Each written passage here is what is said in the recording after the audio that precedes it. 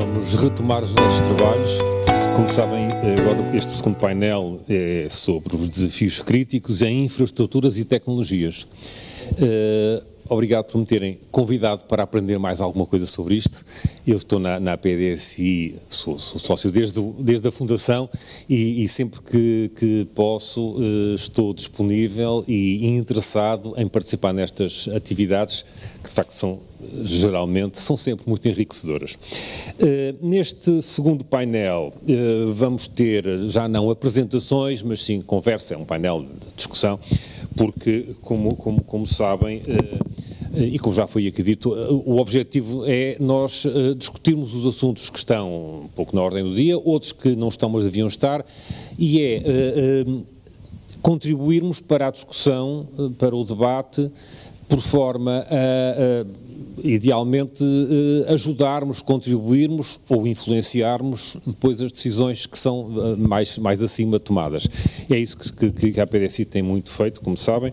E então, já volto com certeza. Muito bem, então vamos, como já nos tiraram meia hora, mas este período do coffee break é sempre muito produtivo também para estas conversas mais informais. Ora bem, a minha ideia era, como aliás vos comuniquei, era numa primeira ronda saber um pouco como é que cada uma destas instituições, empresas, olha para estas questões da soberania digital. Quais são os desafios que têm pela frente e que sentem, e como é que estão a abordar e a encarar estes desafios. Vamos começar pela mesma ordem, portanto, começo pelo Luís João, por favor. Então, como é que a Google está a olhar para isto? Bom, então, muito bom dia a todos, obrigado aqui pelo convite também para participar e por esta iniciativa que acho que é super interessante para também partilhar um bocadinho mais sobre aquilo que são as estratégias. Eu diria que quando nós falamos em soberania digital, convém definir também o que é soberania e principalmente o que é soberania digital, não é?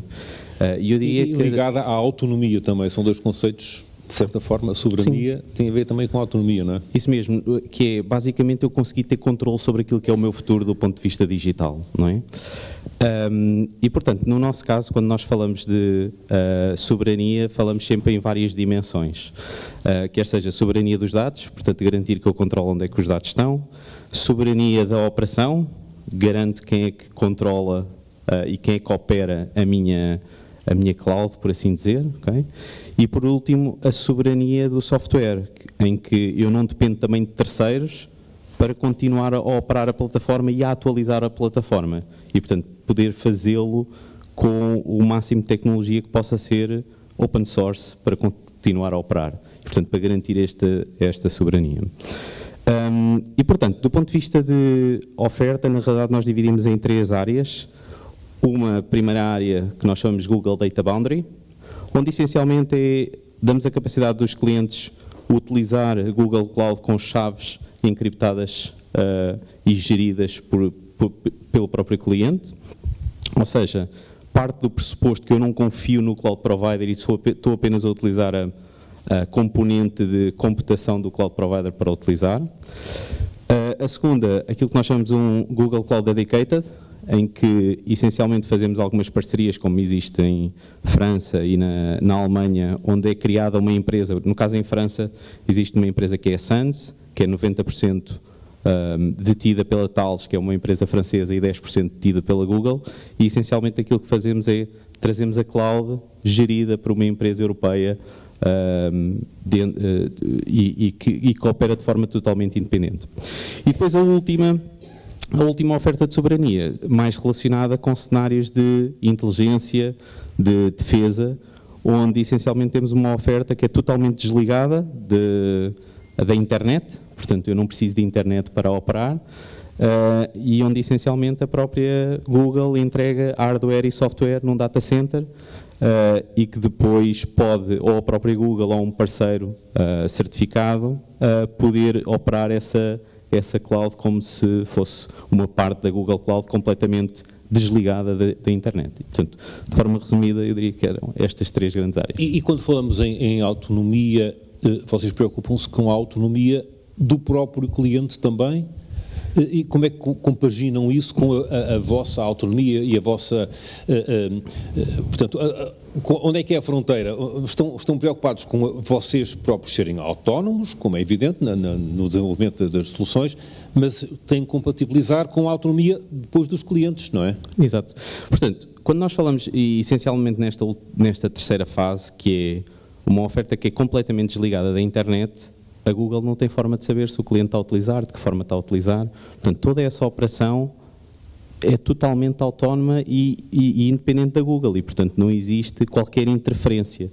Aquilo que a Google dá é hardware, solução, plataforma, com uma série de componentes de infraestrutura para dar essa autonomia ao cliente e ele conseguir operar em situações mais críticas, como, por exemplo, situações de missões no terreno, como cenários onde não tem qualquer conectividade à internet para garantir a sua soberania no final do dia. Neste painel nós estamos preocupados com os desafios críticos em infraestruturas e em tecnologia. O que é mais crítico? São as infraestruturas, vocês precisam das vossas infraestruturas, evidentemente, mas os clientes também precisam de algumas infraestruturas. A tecnologia é também... Como é que é os dois tipos de desafios, digamos assim? Eu diria que são os dois igualmente importantes. Primeiro, porque queremos garantir que temos o hardware que corre dentro das instalações do cliente, mas segundo, o que é que podemos fazer com esse hardware? E aquilo que podemos fazer tem muito a ver com o software que colocamos em cima do hardware. E, portanto, o facto de agregarmos estas duas soluções, acabamos por dar uma solução completa de data center e AI ao cliente, na qual ele pode correr lá o que entender, até os modelos de AI que entender dentro do seu data center e de forma totalmente desconectada. Portanto, vocês não querem tudo para vocês, digamos assim. Dão esse espaço aos clientes. Certo, isso mesmo. Muito bem. Nuno Santos, na AWS, o Nuno Santos está mais ligado ao setor público, não é? Mas os desafios também são um bocado semelhantes. Os vossos clientes não são os privados, empresas, mas no fundo é a mesma coisa ou não? Obrigado pelo convite para estar aqui. Bem, e por acaso ainda bem que falo essa questão do setor público e privado, porque na realidade a AWS, quando foi criada, estamos a falar de 2006, já está há algum tempo, 90% daquilo que inova, 90% daquilo que entrega é baseado naquilo que os clientes públicos e privados estão a dizer que necessitam. E o tema da soberania, o tema de quem controla os dados, como o Luís aqui falou, sempre foi colocado desde essa altura. Portanto, nós na realidade, desde muito cedo, temos mecanismos implementados quer sejam técnicos, quer sejam legais, quer sejam de infraestrutura, para dar resposta a esta necessidade de soberania. Na altura o tema não era tão colocado desta maneira, mas já este conceito de Sovereignty by Design é algo que está muito incorporado. Falando aqui um bocadinho o que é que isto significa destes mecanismos técnicos, o que é que são estes mecanismos legais e de infraestrutura. Falando da infraestrutura, portanto, desde cedo um dos pedidos foi que nós queremos estar perto dos nossos dados e, portanto, a necessidade de expandir as regiões para o mundo inteiro foi fundamental. Na União Europeia, nós temos atualmente 6 regiões. Na União Europeia, portanto, na Europa são 8, mas na União Europeia temos 6 regiões e no final agora em dezembro de 2025, estamos a lançar a 7ª região, que é que nós chamamos a região soberana europeia. Eu já vou falar um bocadinho melhor o que é isto da região soberana europeia, mas estamos a falar que, e como temos ouvido falar também aqui de muito investimento em data centers, estamos a falar que isto é um investimento que a AWS, estas regiões, estamos a falar de 225 mil milhões de investimento na Europa, que representam 150 mil empregos. Então, estamos a falar de coisas com uma dimensão e uma escala realmente muito grande. Sobre os tais mecanismos técnicos. Os mecanismos técnicos existem vários. O tema da encriptação, que o Luís mencionou, é claro. Portanto, aqui, no caso, nós temos o conceito Always On Encryption, seja na memória, seja no storage, seja na network, os dados estão encriptados, seja em trânsito, seja em REST. Temos também, porque está-se a aproximar aí também o tema da computação quântica, nós já temos também Post-Quantum Cryptology, precisamente para já endereçar também esse novo desafio que vem sobre o tema da criptografia. Mas também damos a opção, somos nós a gerir, por um lado, as chaves criptográficas, se o cliente assim o entender, ou o cliente também pode trazer a sua chave de encriptação. Depois temos outra coisa também importante, do ponto de vista de mecanismos, que é a possibilidade de quem está a operar e que tem acesso aos dados, na realidade não tem acesso aos dados. Isso é feito através de auditorias e de certificações em que atestam que efetivamente não há o acesso de pessoas, quem está a operar a infraestrutura, aos dados dos nossos clientes, como também, e também é muito importante, conseguimos fazer isso de forma técnica. Portanto, nós temos um conjunto de tecnologias que conseguem garantir o Zero Access, Zero Operational Access, que é assim que nós lhe chamamos. Portanto, serviços como computação, o EC2, serviços como serverless, que nós chamamos o Lambda, serviços de Kubernetes, que é o nosso EKS, e, obviamente, o serviço de chaves encriptadas, não têm acesso operacional direto. Temos tecnologia que garante que isso é feito de forma tecnológica para não haver acesso físico e lógico. O sistema é o Nitro, pronto, não vou aqui também fazer detalhes sobre essa tecnologia. Depois, há todo um conjunto de certificações e acreditações que nós somos sujeitos, e aqui o Gabinete Nacional de Segurança em Portugal sujeitou-nos todos a essa certificação, mas o que é importante nestas coisas das certificações é que sempre que um país solicita um determinado nível de certificação e nós fazemos as melhorias e damos as evidências que cumprimos com essas certificações, na realidade todos os clientes do mundo passam a estar a beneficiar dessas regras. Por exemplo, o C5, que é alemão, que é bastante exigente, qualquer cliente em Portugal beneficia desse nível de exigência. Isto é para dar aqui algumas coisas. Em termos do mecanismo, ou melhor, falando agora um bocadinho da tal infraestrutura da soberania, a região soberana europeia. Portanto, ela é uma região como as outras regiões que nós temos na Europa, do ponto de vista de tem o mesmo número de serviços, portanto não há aqui um subset de serviços, ela tem exatamente os mesmos serviços que tem uma região, ela beneficia de todas as questões de resiliência que as regiões hoje oferecem, mas ela está desconectada do backbone da AWS, portanto é uma região completamente isolada do resto da network da AWS, é 100% gerida por residentes na Europa. Existe uma entidade legal que é quem gera essa região, que é uma entidade legal que foi criada na Europa, que também a sua gestão a sua gestão é também de cidadãos europeus. Isto é para criar aqui layers adicionais de responsabilidade sobre as leis europeias quando há esse tipo de pedidos. E, portanto, esta é uma clara resposta. Estamos a falar, por exemplo, para dar uma ideia, esta região, estamos a falar de um investimento de cerca de 7,8 mil milhões de dólares de investimento. A região vai estar na Alemanha, que vai ser a funcionar mesmo já com serviços a partir de dezembro deste ano. Vou só terminar então com os mecanismos legais, porque são importantes. E quando estamos a falar de mecanismos legais, e normalmente quando estamos a falar de soberania, vem sempre o tema do Cloud Act. E o Cloud Act nós temos o azar, é que Cloud dá a ideia que este é um regulamento para os operadores de Cloud, e não é, ou seja, é Clarifying Lawful overseas of use of data. Portanto, é isto que quer dizer o cloud, não tem a ver com operadores de cloud. E basicamente isto abrange todos os operadores que têm negócio com os Estados Unidos. Não é só os provedores de cloud, ok? Essa relação com os reguladores, com a legislação, vamos deixar para uma claro, certo. Eu queria era só esclarecer, essas 6 regiões de que falam, que vocês têm, porque é que são 6? Quais são as diferenças? É a mesma coisa só por áreas?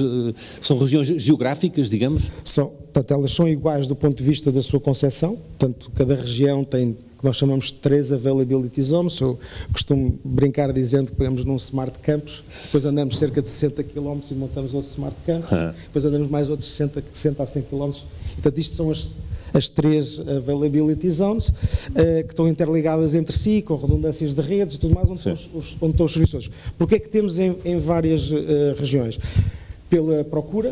É uma questão de operacionalidade. Um é demand da própria região, outra é proximidade, porque a proximidade implica latência também, portanto, no fundo é para aproximar, digamos, os serviços com latências às regiões, e depois há países que... Eu costumo sempre perguntar quando é que a gente faz um investimento aqui em Portugal, não é? A questão tem sempre a ver com procura, com demand. E há países como a Alemanha, como a França, e Itália, e Espanha, que são esses países per si quase que alimentam este tipo de regiões na sua totalidade. Portanto, a gente precisa realmente expandir o espectro das nossas regiões. Portanto, Portugal não é o caso ainda. Portugal é o caso, como se tivermos demand para isso. Pensei que já houvesse uma notícia aqui. Muito bem. Filipe Frasquilho, do vosso lado... Desculpa. Não, é o Pedro Lourenço da Microsoft. Pedro, vocês também é setor público, eu depois ainda quero falar um bocadinho mais sobre o setor público, mas para já a palavra para esta primeira abordagem, como é que vocês lidam com as questões da autonomia e da segurança, mas em termos quer tecnológicos, quer de infraestruturas? Muito bem. Em primeiro lugar, muito obrigado pelo convite, é um prazer estar aqui convosco. Eu começaria pela parte da policy, ou seja, nós temos uma preocupação muito grande com aquilo que contratamos com os clientes e queremos garantir, acima de tudo, que aquilo que é a legislação europeia e a legislação nacional nós cumprimos nesses contratos. Eu acho que essa é a parte muito importante para nós, pelo menos, que isso fica escrito nos contratos relativamente àquilo que é o tratamento que é dado aos dados em todos os momentos de utilização. E isso para nós é um fator muito importante e distintivo, que fica contratualizado com o cliente final o que é a utilização dos dados. Depois há uma perspectiva, e olhando para o tema da cloud soberana, ou da soberania digital, que é a perspectiva da resiliência, e a resiliência neste caso do Estado e dos serviços públicos, e depois podemos falar também do privado.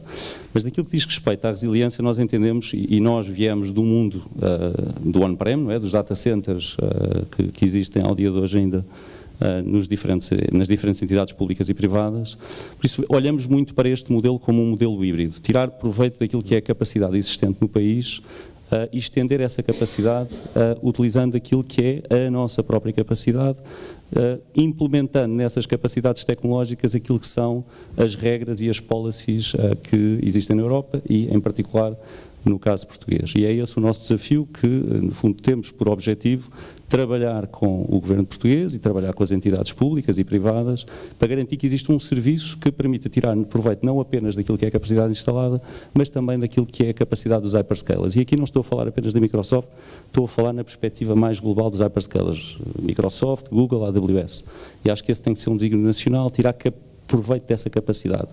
Nós, enquanto Microsoft, temos o objetivo, nos próximos 2 anos, de aumentar em 40% aquilo que são o número de data centers na Europa.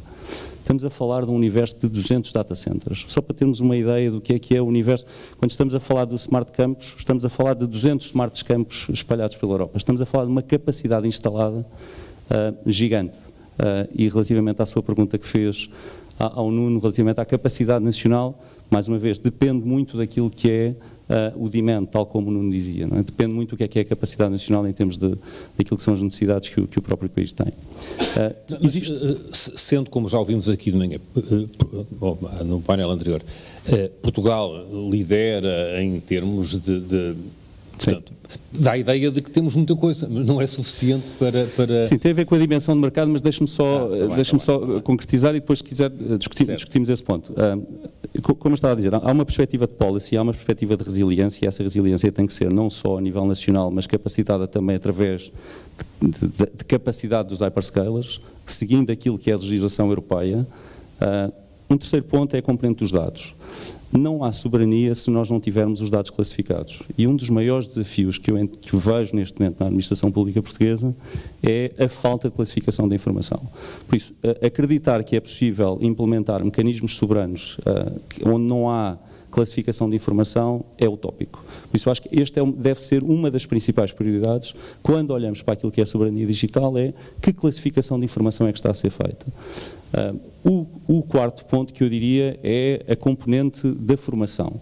Nós temos que garantir que as diferentes entidades e as diferentes entidades públicas e privadas têm um nível de formação adequado para garantir a sustentabilidade daquilo que são os serviços que estão a ser disponibilizados. Por isso é muito importante a componente da formação, não só na perspectiva de manter aquilo que são os sistemas que conhecemos hoje, mas também tudo o que tem a ver com a inteligência artificial. Nós temos que garantir que as novas gerações estão a ser formadas em termos da utilização da inteligência artificial no melhor que permita ao país se desenvolver. Se não conseguimos ser líderes na componente industrial, pelo menos temos agora uma oportunidade, através da inteligência artificial, de criar um ecossistema a nível nacional que permita desenvolver uma economia muito derivante pelo aquilo que é a componente digital. E este é o meu último ponto, que é, olhamos também para esta questão da soberania digital como uma oportunidade, e uma oportunidade na perspectiva de como é que criamos um ecossistema que nos permita criar as novas OutSystems, as novas Talkdesk, porque isso é que vai permitir garantir a soberania efetiva. Nós nunca iremos ter soberania digital, ou o que quer que seja, se não tivermos uma democracia a funcionar. E só há democracia com crescimento económico. Por isso, eu acho que há aqui uma ligação direta entre aquilo que é a componente soberania e a componente da democracia e aquilo que é o crescimento económico. Por isso eu diria que, mais do que as questões técnicas, até porque eu não sou especialista na componente técnica, eu diria que isto é uma questão de visão estratégica do país, identificar exatamente quais são as prioridades, e eu acredito que nós, hyperscalers, seja a Microsoft, seja qualquer aqui dos meus estimados 2 colegas, estamos disponíveis para trabalhar com o país, para garantir que é o melhor sítio para vivermos e trabalharmos todos. Já agora, falou aí, ao fim e ao cabo, das competências. Nós sabemos que Portugal são 90 e tal % de pequenas e médias empresas, algumas micro, e nós sabemos, eu recentemente tive uma conversa sobre isso, há empresas que não sabem, pura e simplesmente, utilizar os sistemas. Há aqueles sistemas de, sei lá, faturação, por exemplo. E há muitas empresas que não têm gente que saiba utilizar aquilo e pôr lá os dados que são necessários para, até para o seu exercício. É também competência ou atribuição destas empresas auxiliarem nessa... Posso lhe dizer da perspectiva Microsoft, da perspectiva pessoal. Eu acho que nós, Microsoft, temos uma responsabilidade social muito grande e tentamos diariamente também incutir isso nas nossas pessoas. Nós temos 1.500 pessoas em Portugal e o tema da responsabilidade social é para nós muito importante, garantir que toda a gente tem muito bem ciente qual é que é o impacto que pode ter na sociedade. Respondendo à sua pergunta, nós assumimos o desafio de formar 6 milhões de portugueses. Neste momento já atingimos a meta de 1 milhão. Por isso aceitamos isso como um desafio, e é um desafio não só apenas daquilo que é os 1.500 funcionários da Microsoft em Portugal, mas também dos nossos 4.000 parceiros. Nós estendemos essa capacidade de formação através desses 4.000 parceiros. Por isso temos uma rede que também nos permite tentar chegar a essas pequenas empresas. Fizemos agora um programa de televisão, temos um programa de televisão também para ajudar na formação na área de inteligência artificial.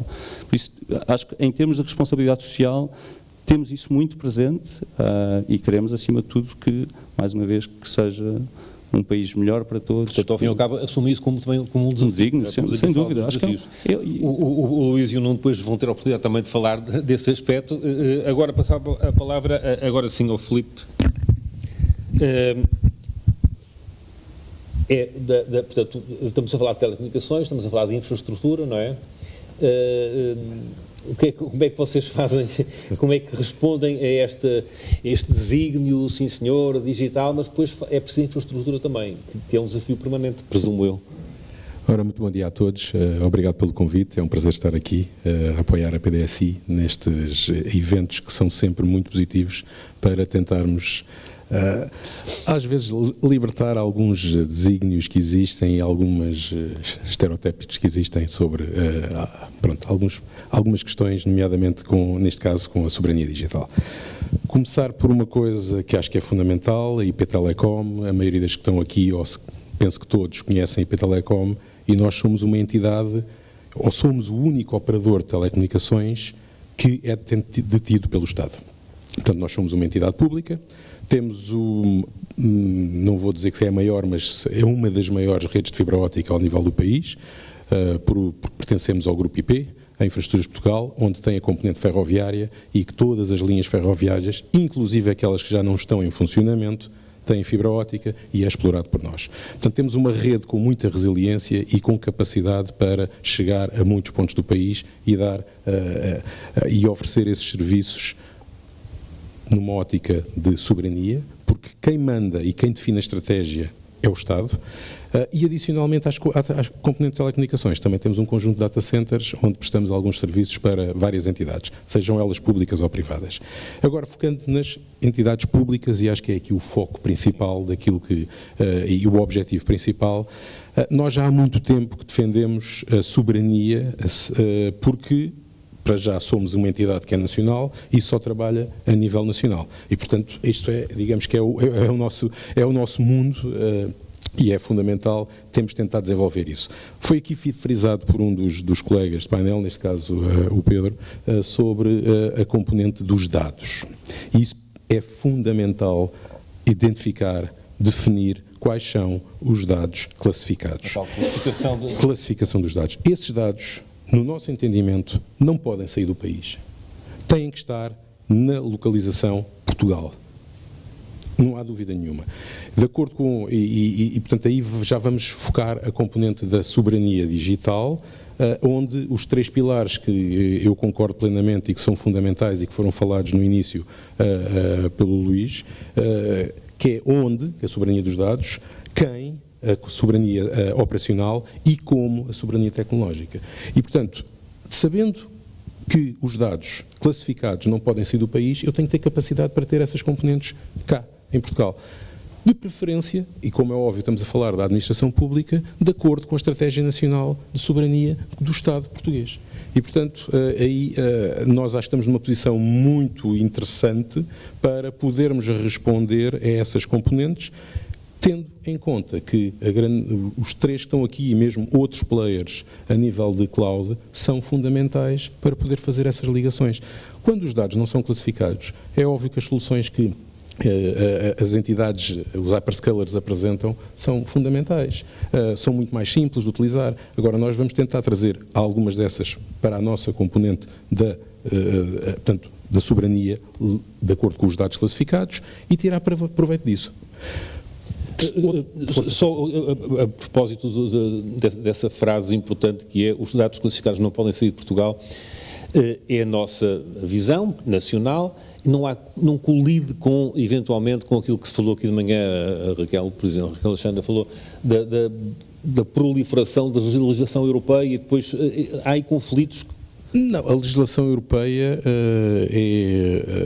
acho que está muito bem identificada, que os dados não devem sair da União Europeia. Pois. Nós vamos um bocadinho mais longe. Dados classificados de um país não devem sair do país. E isto tem tudo a ver com, infelizmente, o momento que vivemos geopolítico, que a confiança, e é um termo fundamental, também há bocadinho já foi aqui falado, a confiança foi quebrada com muitas entidades. E, nomeadamente, por exemplo, a situação do Cloud Act que foi falado, que não é cloud, mas tem a ver muito com a confiança. Antigamente não se falava desta componente e acreditávamos claramente que os hyperscalers, que estamos aqui a falar com todos os americanos, não havia problema nenhum. Mas, infelizmente, com a atual administração americana, há problemas e já foram noticiados a nível europeu. E, portanto, nós temos que ter essa precaução e essa capacidade para garantir que os dados que são classificados não saem do país de maneira nenhuma. Isso é preciso, portanto, a IP, a IP Telecom, nomeadamente, fazer fincapé disso, portanto, e ser mais forte a defender. Nós tentamos defender, mas quem define, como é óbvio, a estratégia é o Estado português. Sim. E que penso que está num bom caminho para tentar definir uma estratégia nacional, onde esta componente dos dados é fundamental para haver uma definição clara daquilo que pode ou não pode sair do país. Mas ia referir um terceiro? Era a confiança. Pronto, o ponto adicional era a confiança.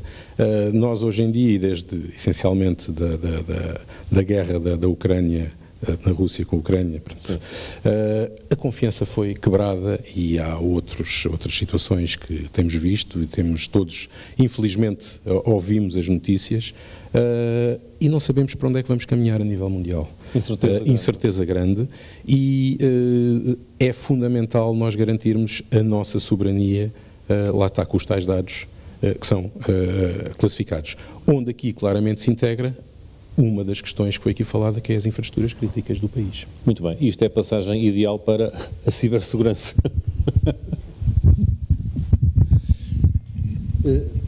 Portanto, que confiança é que nós podemos ter? O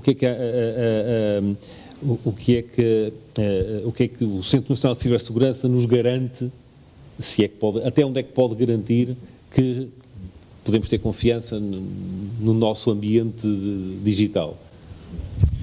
Bom, antes de mais, bom dia. Eu queria agradecer à professora Helena o amável convite para aqui estar. E queria lembrar que a primeira vez que eu estive no painel a falar sobre soberania digital foi precisamente numa conferência da APDC em 2011, na sequência do escândalo das revelações do Sr. Snowden. Ou seja, nós começamos a falar do tema da soberania digital depois da senhora Merkel ter percebido que o seu telemóvel estava sob escuta, a Presidente Dilma Rousseff também, etc, etc. E, portanto, na altura falava-se em criar redes de comunicação que garantissem que o correio eletrónico não saísse do país, e coisas deste género. Portanto, o conceito evoluiu bastante. Aliás, evoluíram dois conceitos, o soberania digital e o de autonomia estratégica, que são diferentes, embora às vezes são apresentados como sendo a mesma coisa. E hoje em dia esse conceito de soberania digital está associado à liberdade de ação. Portanto, isso significa limitar interdependências. Estou-me a lembrar, por exemplo, da pandemia, onde percebemos que de facto tivemos problemas na cadeia de fornecimento de imensos componentes e, portanto, percebemos que dependíamos de países terceiros para funcionar como Estado, mas também limitar a interferência estrangeira na ação do país. Significa também ter capacidade de aplicação das regras de Estado. Eu vou repetir quase tudo o que já foi aqui dito. Esse é talvez o problema e a vantagem de ser o último a falar, não é? Mas agora com a autoridade de ser o Centro de Cibersegurança. A aplicação das regras de Estado de Direito, e aqui estamos a falar da aplicação do direito exclusivo do direito da União Europeia. Essa é uma peça muito importante quando falamos de soberania digital, porque de facto, como a professora Raquel muito bem disse, estamos a falar de valores e infelizmente não temos valores universais, não é? Temos um conjunto de regiões que defendem diferentes tipos de valores e, portanto, quase toda aquela proliferação de legislação que falamos no primeiro painel da manhã, como a professora Raquel também disse, portanto, voltando a repetir, trata de valores e de direitos humanos. Mas soberania também significa, também foi dito aqui mais pelo César Pestana, competências para usar esta tecnologia em segurança. E isso é cibersegurança, é ter a capacidade de usar tecnologia de forma segura.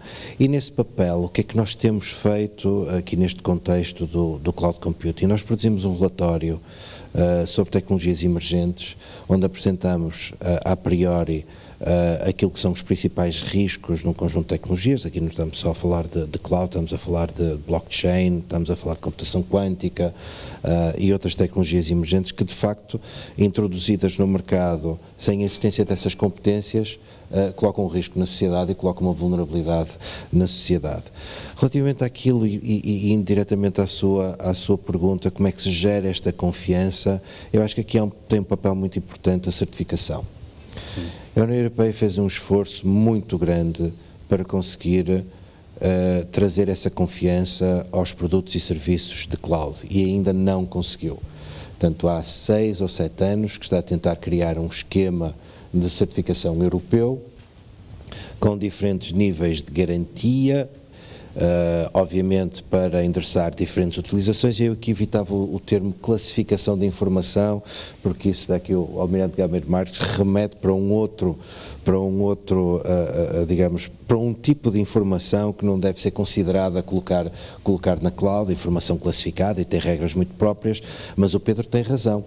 O Estado precisa de qualificar os diferentes tipos de dados que usa, processa e transmite. Portanto, vamos se calhar usar o termo qualificação de dados em vez de classificação e concordamos que é um problema que temos que fazer, que temos que resolver.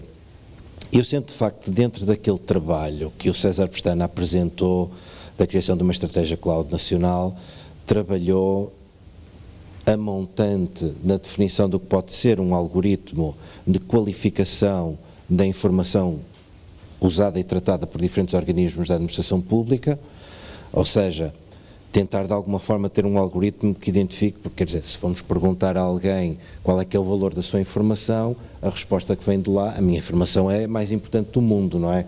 E, portanto, mas não é. Temos que ter uma forma de identificar, porque o valor dessa informação significa custo e eficácia, o conjunto de medidas que nós temos que aplicar para assegurar, não é? Portanto, não vale a pena colocar toda a informação com um nível de segurança elevado, porque isso não é custo eficaz. Portanto, estivemos a trabalhar na elaboração desse algoritmo e temos, bem ou mal, esse trabalho concluído, e depois estivemos a trabalhar com a SPAP também naquilo que é a definição de requisitos de segurança para os tais 3 níveis de garantia que eu disse atrás, ou seja, conforme o cesto onde determinada aplicação ou determinada tipologia de dados vai calhar, temos um conjunto de requisitos que deve ser implementado por uma solução que é prestada, digamos, no mercado, e isto aqui entra a diretiva NIS em ação e a lei, o regime jurídico da cibersegurança, ou o tipo de segurança que digamos, uma cloud interna deve ter. Portanto, não se vai exigir ao mercado que determinado tipo de informação tenha que ter determinados requisitos de segurança e depois alguém decide implementar internamente um data center debaixo de umas escadas e está o assunto resolvido. Portanto, a confiança vem por este mecanismo de certificação que tarda em ter digamos, uma roupagem europeia, mas se calhar temos que avançar com um esquema nacional digamos, a talhar caminho para ter porque eu acho que é a forma de darmos confiança aos cidadãos, é termos a certificação dos produtos. Se alguém quiser comentar alguma coisa já do que está a ser dito, estão já à vontade, não são compartimentos estanques.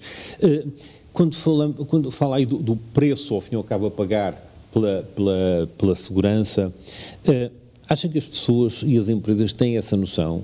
Ou tentam, não, se calhar não vale a pena. Portanto, há algum desleixo que vocês sentem nos contactos que têm com entidades, com pessoas, com empresas? Eu não chamaria de desleixo, mas é óbvio que temos um grau de sensibilidade para o tema deficiente. Ou seja, nós temos um conjunto de setores, talvez porque faça parte do seu negócio o risco, que colocam o risco de cibersegurança ao mesmo nível que riscos financeiros, riscos jurídicos, riscos de tesouraria, na sua gestão e operação da empresa.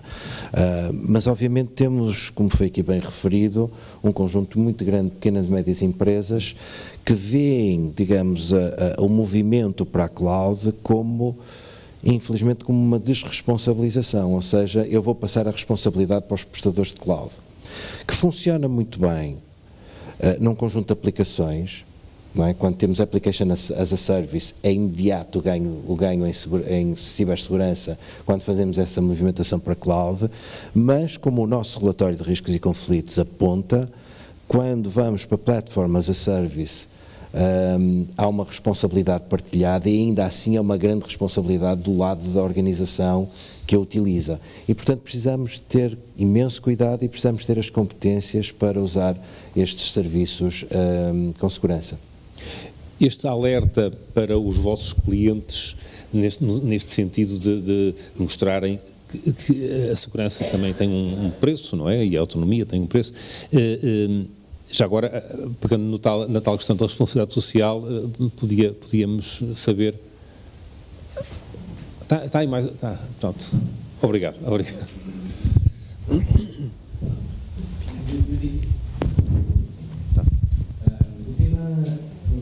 Entre segurança e soberania, eu diria que são dois temas que, apesar de serem complementares, são distintos.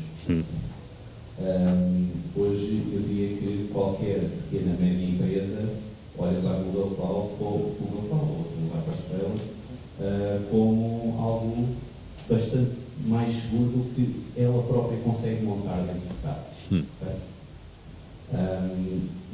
Portanto, nós olhamos muito para a componente de soberania como um conjunto específico de cliente e não como uma forma universal. A que é mais generalizada é eventualmente a utilização do Google Cloud com chaves de encriptação geridas pelo próprio cliente. Um exemplo que nós temos, até aqui na vizinha Espanha, o 112 deles usa cloud e encripta com as suas próprias chaves. Mas isto também traz responsabilidades. Porque se eu perder as minhas chaves que eu estou a gerir ou existir algum problema técnico, eu perco acesso aos dados também. Portanto, há uma componente grande de gestão que é preciso aplicar quando falamos destes sistemas de soberania. E temos outros exemplos. Por exemplo, o exército americano usa e-mail e usa chamadas online, reuniões online, em que as chaves também, todas a encriptação é gerida com uma chave que está do lado do cliente e, portanto, nunca o cloud provider consegue ter acesso.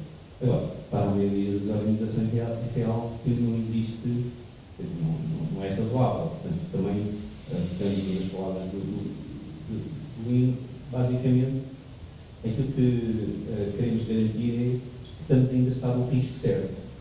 Nem todas as pequenas empresas do risco de cibersegurança é um tema principal. Portanto, acabam por conseguirem gastar esse tempo e até de acordo com aquilo que são as certificações que os meus dois colegas também falaram, de garantir que cumpre com aquilo que são as normas europeias, com a LGPD, que tem certificação, que eu acho que tem um valor muito bom, que é ter uma entidade nacional que certifica a cloud para dar essa confiança aos utilizadores para utilizarem.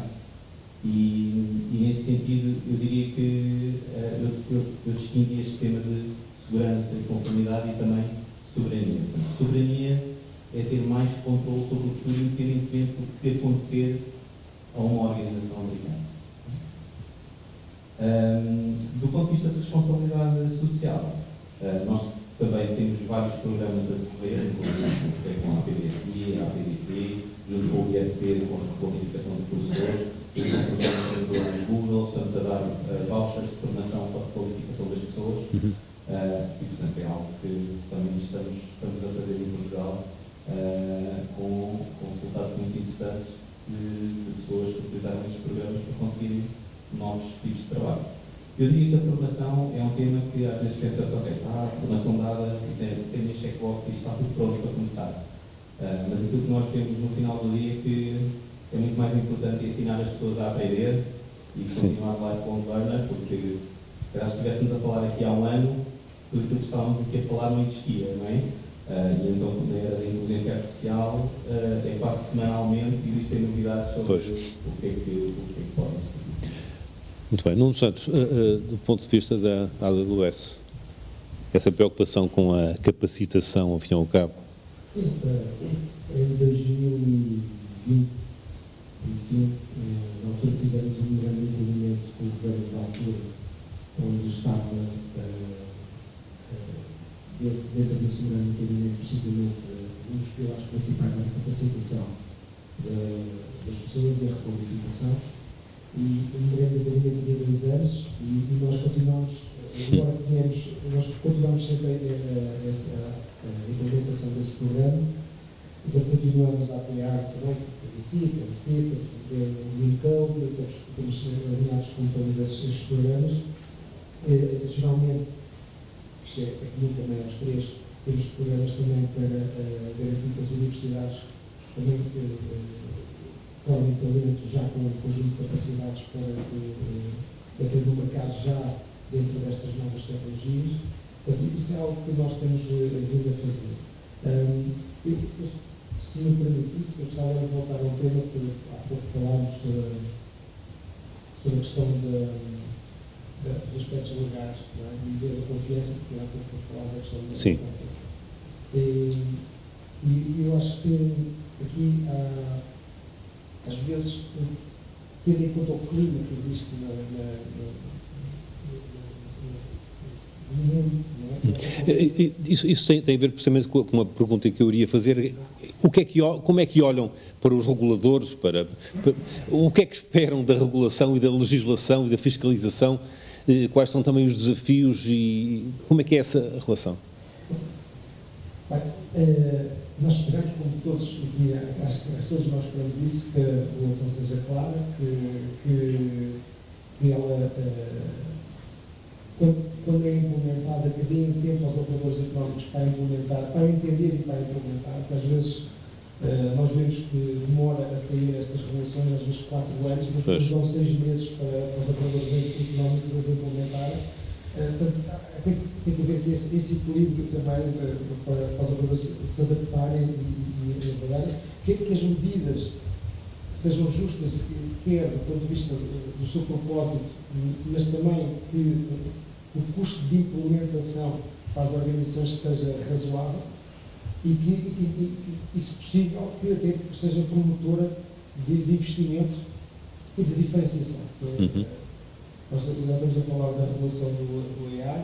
A regulação do AI pode ser uma oportunidade de diferenciação e se uma entidade se apresentar a dizer eu cumpro com estas regras, pode ser um diferenciador face a outros.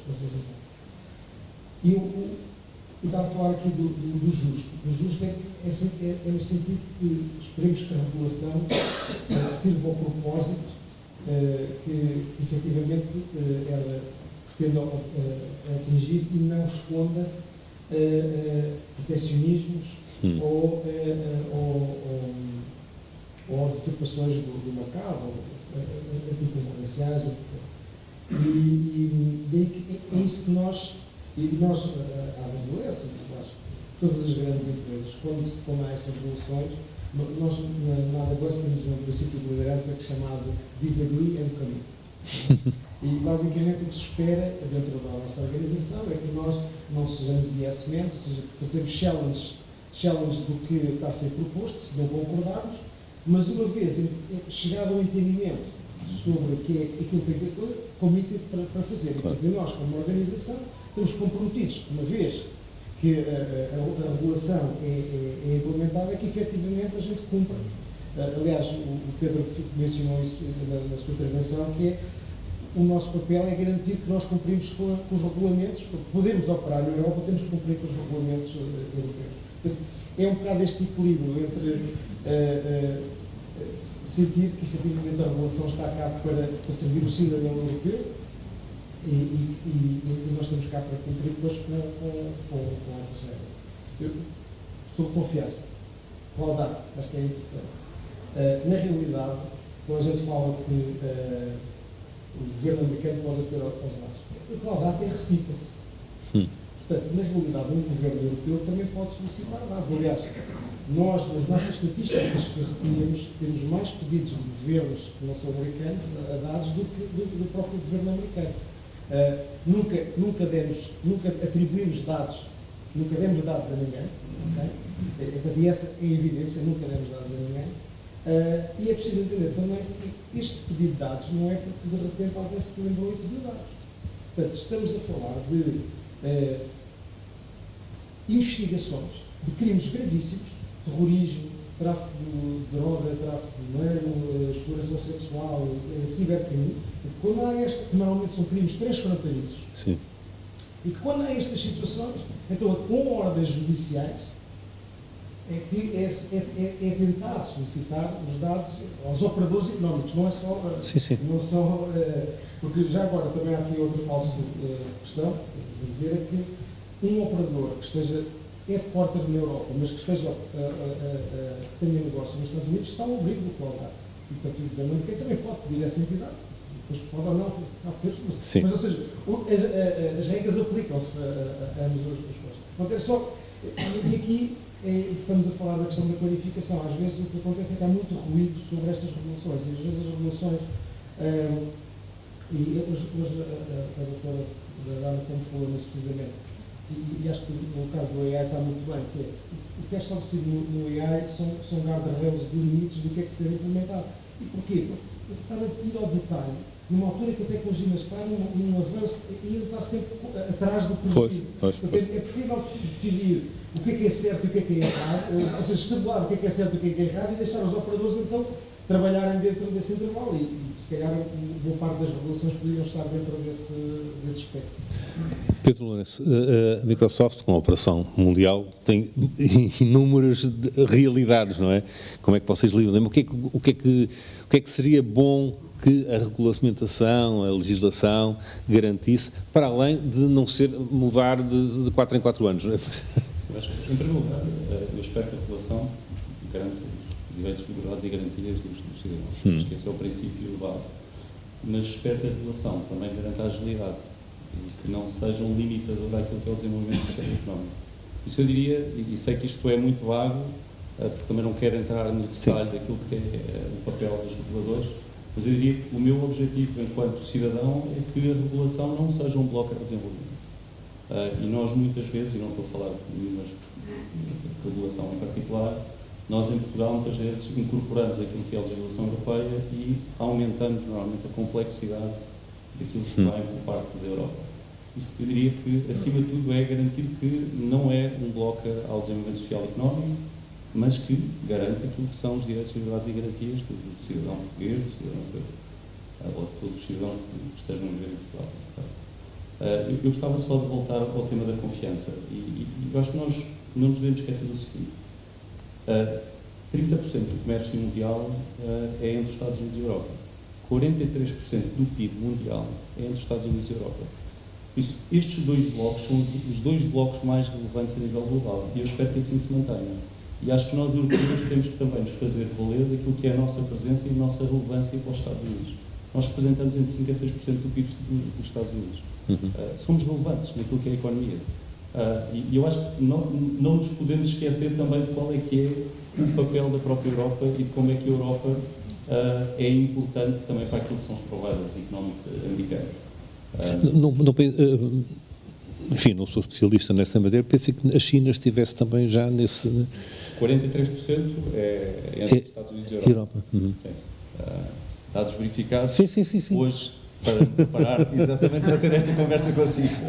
Por isso, mas eu diria que essa parte da confiança, e só voltando atrás, porque o Lino referiu a questão das competências, eu acho que aqui, e eu falo, acho que falarei pela Microsoft, mas estou certo que os meus colegas me acompanharão, acho que nós, cloud providers, temos uma responsabilidade de trabalhar provavelmente mais com o Estado português, de vos ajudar naquilo que é o caminho das competências.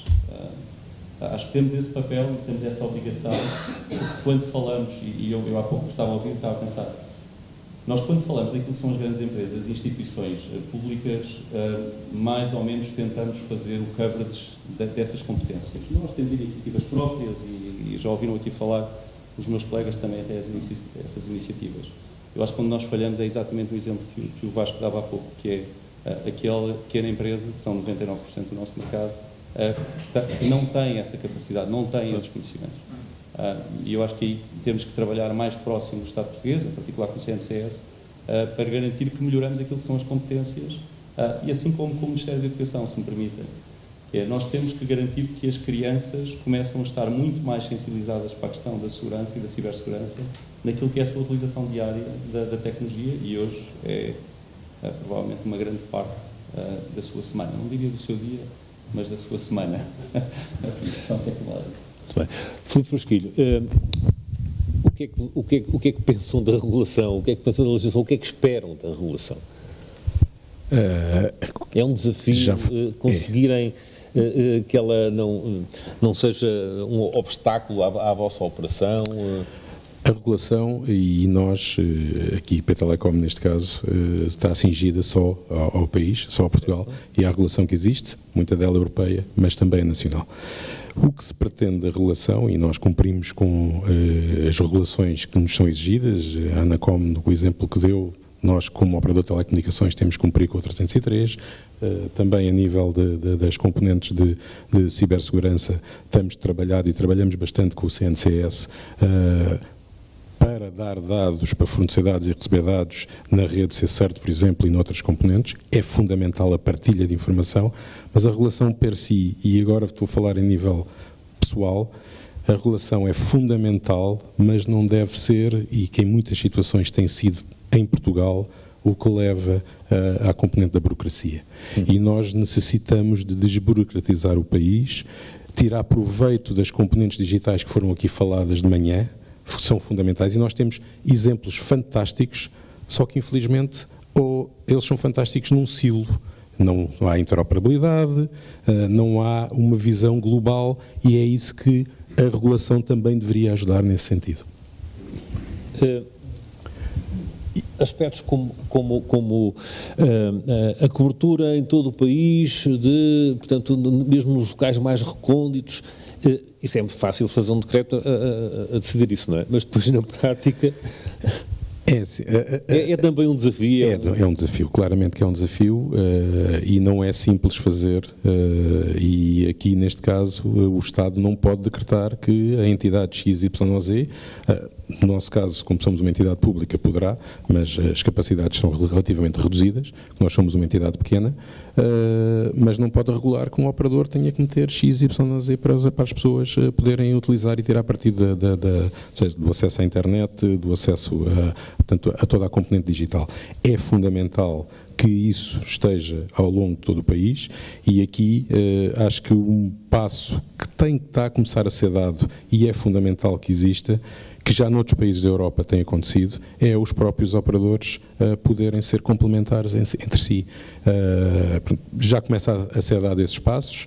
Mas aí os operadores ficam sempre dependentes da procura. Lá está, se houver só 3 ou 4 ou 20 utilizadores certo, ali à espera... Mas é muito simples partilhar, é muito simples entre aspas, é relativamente mais simples partilhar a infraestrutura de um operador que depois dá aos outros, por exemplo, num acesso, numa conectividade, do que cada um estar a montar a sua infraestrutura. Sim, isso é impossível. Eu conheço um caso... Não há demanda para isso, como já foi dito, a nível das componentes cloud, há bocadinho os colegas falaram, mas a nível de telecomunicações é igual. Eu conheço uma situação concreta, no Alentejo, em que os operadores já não tinham possibilidade de dar resposta porque não tinham a infraestrutura, os POs, acho que é assim que se chama, e houve um privado que, como queria muito, mandou ele instalar e depois ele próprio vendeu aos outros interessados ali, quer dizer, não sei se isso é solução. Eu diria, a gente em termos das telecomunicações temos que perceber a evolução que tem existido e comparar um bocadinho também com a componente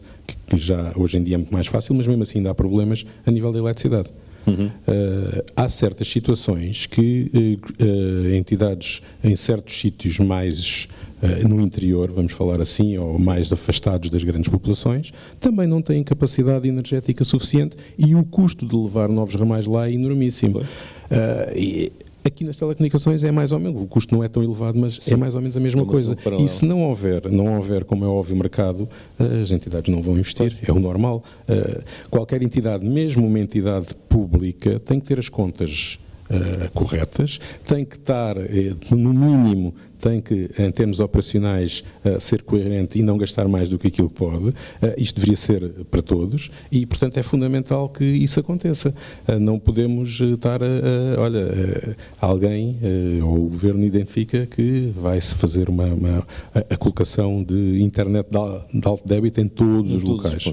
É possível. Tem que ser global e trabalhado com os privados, claramente, público e privado, e isso é fundamental que assim seja e tem que ser bom para todos. Só referir uma coisa que eu acho que é bastante importante, que aqui também já foi falado, a componente da formação e depois da confiança que é dada. Nós também temos muitos clientes pequenininhos e tentamos ajudar esses clientes a adotar e a trabalhar com as melhores soluções.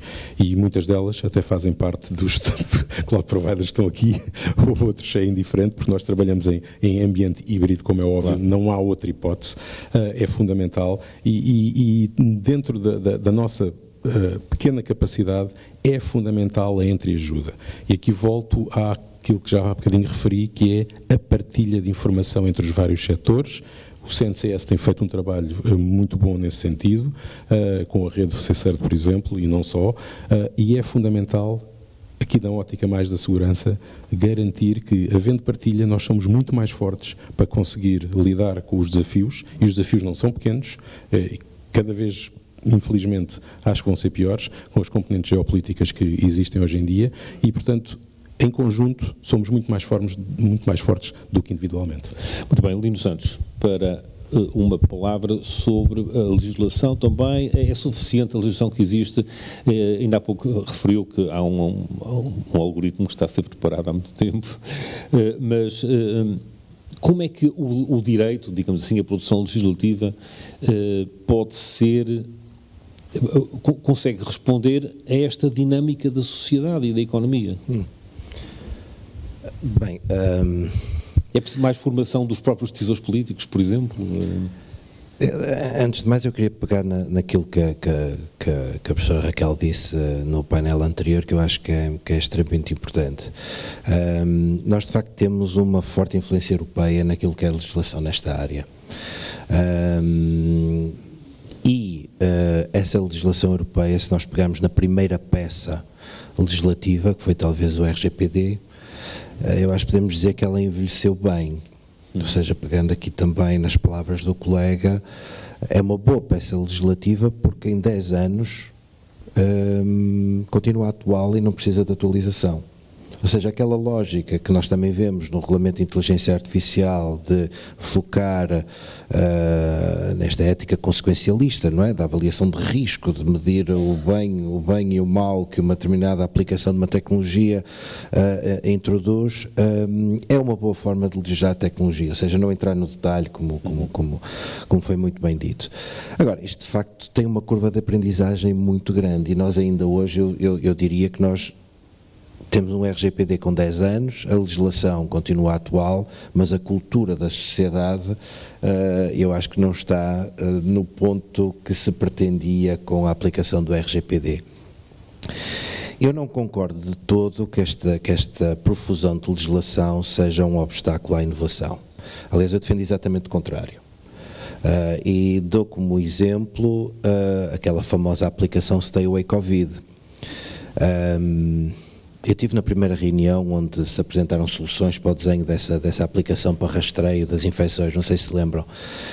E lembro perfeitamente que um professor muito voluntarioso disse imediatamente, mas eu tenho uma solução para isso, vocês deem-me os dados de geolocalização de todos os cidadãos e eu consigo mapear as infecções. E até consigo, digamos, garantir cercas sanitárias. Se alguém sair da cerca sanitária, eu sei quem foi. Teoria correta, perfeita. Em teoria era? Tecnicamente é possível.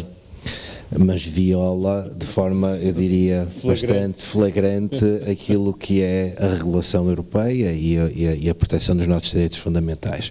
O que obrigou um conjunto de engenheiros a demorarem um bocadinho mais de tempo a sair com uma solução que efetivamente cumpria a mesma função, mas, digamos, cumprindo com a regulamentação. Portanto, eu tenho sempre esta visão de que se focarmos a regulação da tecnologia na defesa dos valores e dos direitos e não entrarmos em detalhe, não é um óbice à inovação, antes pelo contrário, apela a soluções inovadoras que cumpram com essa profissão. E isso é a aplicação digamos, é não excepcionalismo daquilo que é o digital na aplicação do direito, ou seja, porque isso foi uma discussão do fim da década de 90, se de facto precisávamos de todo um direito novo para a aplicação a este contexto digital. Não precisamos, temos é que aplicar exatamente no digital aquilo que nós defendemos como direitos e liberdades.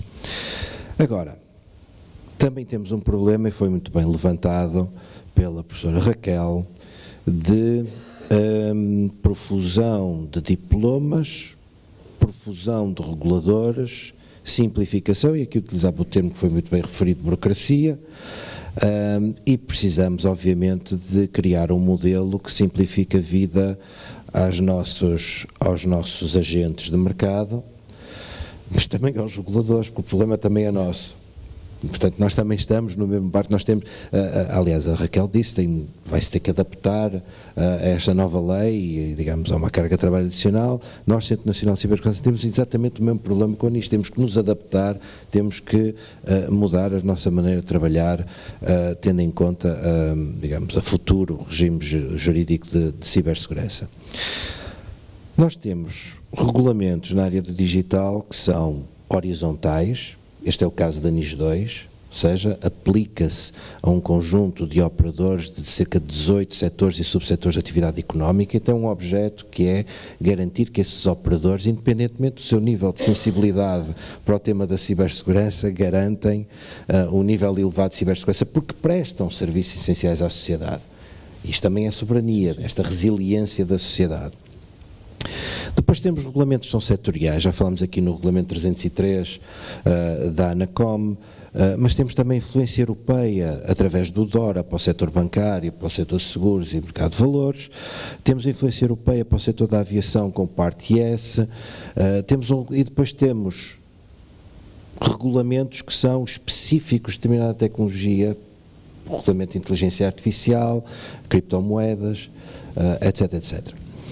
Ou seja, todos eles, porque a cibersegurança é central nesta atividade, para dar a confiança na utilização do mercado, e note-se isto, normalmente estes regulamentos e diretivas nascem num contexto de mercado único, onde o objetivo é criar e trazer confiança ao mercado, têm sobreposições, têm sobreposições e têm diferentes autoridades a olhar para o mesmo controle de cibersegurança em diferentes regulamentos.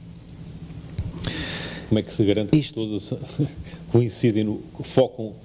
Não, o problema não é garantir, o problema é de duplicar o trabalho do agente económico e de duplicar o trabalho do Estado a verificar essa conformidade. Sim, sim. Isso só se consegue criando, e eu acho que a diretiva NIS 2 aponta um bocadinho nesse sentido, um modelo de governança que junte estes reguladores e do qual saiam soluções que sejam custo-eficientes para os agentes de mercado. A proposta de regime jurídico de cibersegurança não obriga, mas aponta, por exemplo, para a existência de um portal único para notificação de incidentes. A AMA teve um incidente em outubro do ano passado, no meio daquela confusão de ter que responder ao incidente, teve que fazer 5 notificações. Notificou o Centro Nacional de Cibersegurança, estava perante um crime, notificou a Polícia Judiciária, preventivamente notificou a Comissão Nacional de Proteção de Dados, porque tem um serviço de chave móvel digital que é um serviço de confiança, teve que notificar o Gabinete Nacional de Segurança, e também porque tinha um serviço de envio de mensagens de alerta aos cidadãos por SMS, também tinha um serviço digital e teve também que notificar a ANACOM. Correndo o risco no dia seguinte aparecer lá 5 autoridades a fazer perguntas no meio de uma resposta a incidentes. Isto é extremamente simples, é entendermos como reguladores, criar um portal que não é nem do A nem do B, a entidade escolhe quais são as entidades a quem notifica, os campos que são obrigatórios para cada uma das notificações se expandem, carrega-se num Enter, está feito. Medidas de cibersegurança também há, digamos, aqui uma sobreposição. E só para terem uma ideia, um estudo da Universidade do Porto aponta que quem trata dados pessoais em contexto digital tem um overlap de 75% naquilo que são os controles que tem que implementar relativamente à NIS. atual nicho.